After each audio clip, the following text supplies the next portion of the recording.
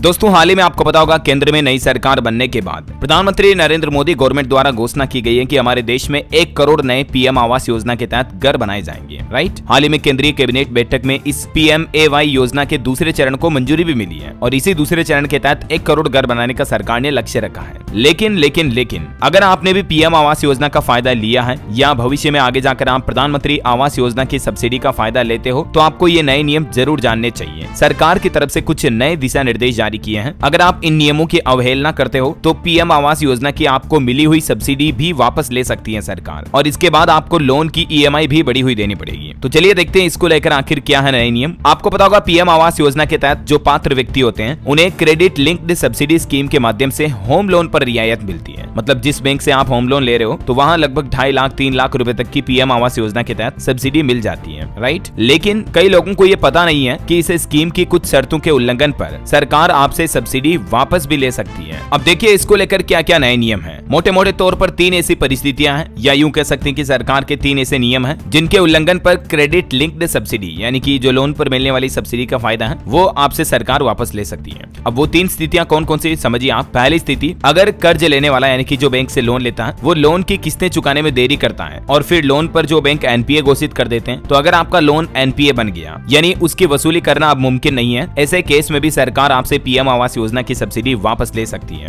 दूसरी स्थिति, जब संबंधित व्यक्ति को यानी पीएम आवास योजना का फायदा लेने वाले व्यक्ति को बैंक से तो सब्सिडी दी जा चुकी है लेकिन कुछ कारणों से मकान का निर्माण कार्य रुक गया, यानी आपने आधा मकान बीच में बनाया और फिर कंस्ट्रक्शन का काम अगर बंद करवा दिया, तो ऐसे सिनेरियो में भी सरकार आपसे सब्सिडी की रकम वापस लौटाने के लिए बोल सकती है। ठीक है, तो 2 नियम तो ये हो गए। तीसरा नियम देखिए आप, वो स्थिति कौन सी है जिनसे सरकार आपसे लोन की सब्सिडी वापस ले सकती है। तो मकान के इस्तेमाल का प्रमाण पत्र जमा नहीं करने पर भी सरकार आपसे सब्सिडी वापस ले सकती है। मतलब मकान बना तो दिया आपने लेकिन या तो आप उसमें नहीं रह रहे हो, खुद इस्तेमाल नहीं कर रहे हो, या उसको रेंट पे दे दिया, या मकान बनाने के बाद अधिकतम 36 महीनों के भीतर उसका उपयोग करने का प्रमाण पत्र जमा कराना होता। मतलब आपको ये प्रूव करना होता कि हाँ हम इस मकान में रह रहे हैं। ठीक है, तो ये 3 नियमों का उल्लंघन करने पर सरकार आपसे सब्सिडी वापस ले सकती है। और इसमें जानने वाली बात एक और ये है कि परिवार में केवल एक ही व्यक्ति को ये एक ही बार सब्सिडी का फायदा मिलता है। जैसे पति पत्नी मान लो कोई अलग अलग मकान बनाकर रह रहे तो दोनों को अलग अलग फायदा नहीं मिलेगा, या तो पति को या पत्नी को या जो अविवाहित बच्चे हैं उनमें से किसी एक को फायदा मिलेगा। और अगर EMI वापस लेते हो तो क्या होता है, जब सब्सिडी समाप्त हो जाती है तो लोन लेने वाले को मूल ब्याज दर पर लौटाना पड़ता है जिससे EMI में बढ़ोतरी होती है। तो ये कुछ PMAY यानी कि प्रधानमंत्री आवास योजना की सब्सिडी से जुड़े नए नियम दिशा निर्देश आपको जरूर जानने मिले होंगे। और भी आपके मन में इससे जुड़ा कोई सवाल है तो बिल्कुल बेझिझक दोस्तों मुझे नीचे कमेंट करके पूछो आप, मैं रिप्लाई करने की जरूर कोशिश करूंगा। हर एक कमेंट को पढ़ता हूं मैं।